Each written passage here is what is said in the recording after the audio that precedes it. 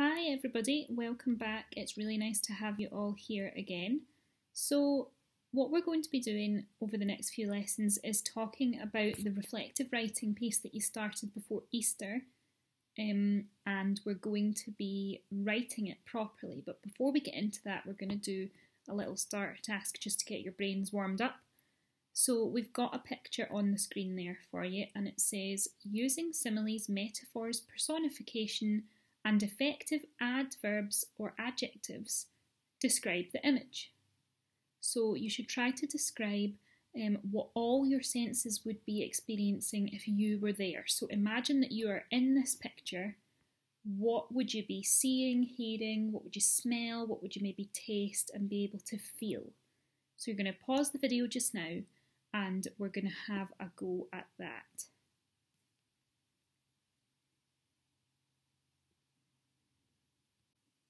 Okay, the next thing we're going to do is have a quick chat about library books. Lots of you have got library books out that haven't been returned yet, and remember that you cannot take out a new book from the library until the book that you have already got out has been brought back. Now you might not have opened it up for a wee while, you might not be sure where it is, so the teacher who's with you at the moment, what they're going to do is they're going to go through the spreadsheet.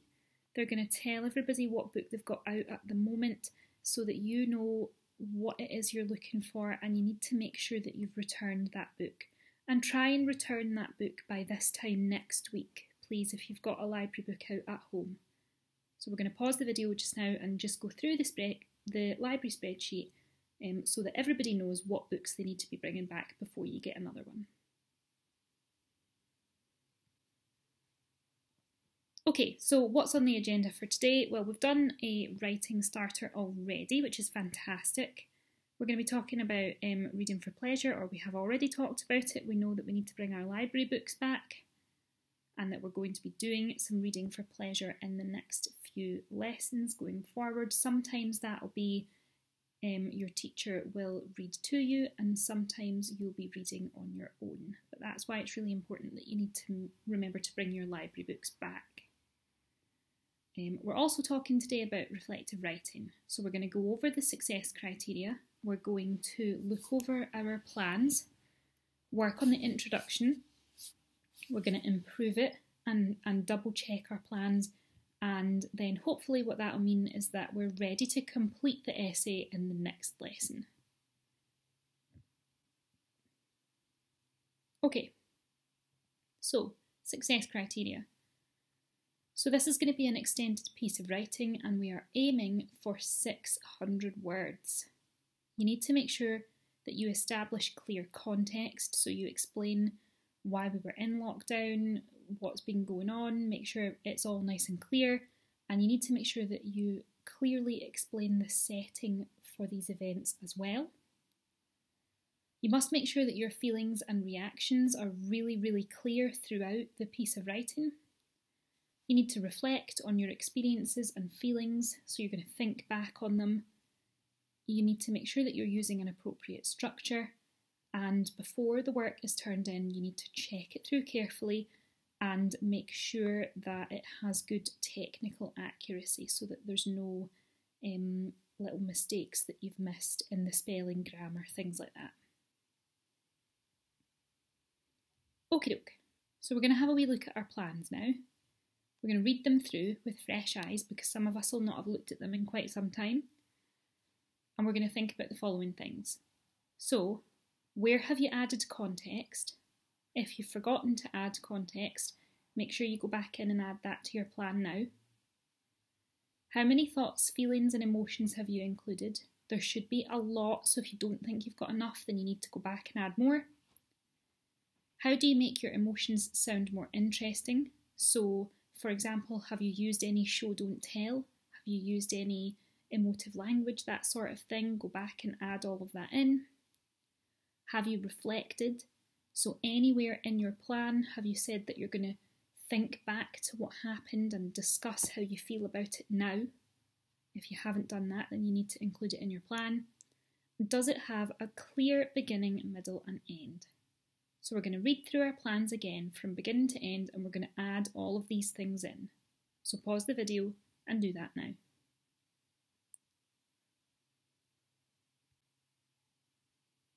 Okay, so writing our essays then.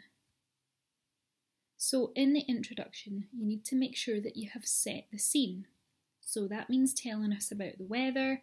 Are you indoors or outdoors? What does it look like? What are the mood and atmosphere like at that time?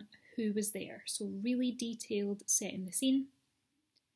You need to make sure you show how you were feeling initially. So you have to do show, don't tell. Don't just say I was sad or I was happy, right? So tell us how you were feeling. Then you need to make sure that you are reflecting. So you're looking back on that time as well.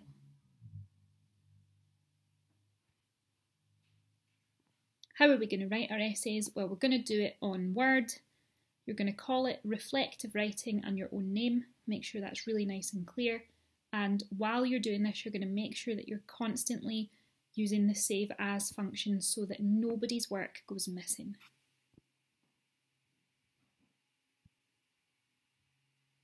Perfect. Right, so we're going to have a go at this just now. And we are going to be using slow writing. And this is something that we've done before, so it shouldn't be new to us. So this is how it's going to go. In your first sentence, you need to make sure that you've used some personification. You need to use 2 adjectives in your second sentence. You must begin your third sentence with an adverb. Your fourth sentence should be exactly 5 words long. Sentence 5 should include a metaphor. You need to show an emotion in sentence 6. And your final sentence should include reflection.